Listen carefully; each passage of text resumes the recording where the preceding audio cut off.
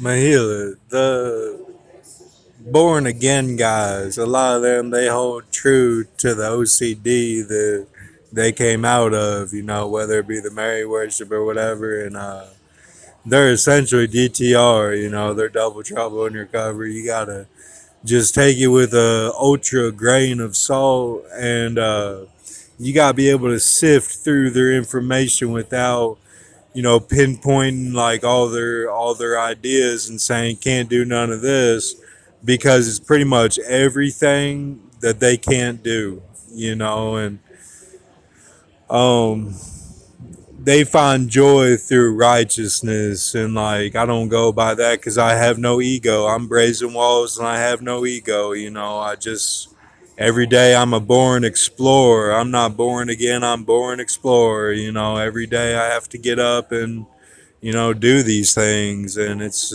something crazy every day. So just take all that born again with a grain of salt. Thank you. Have a good night.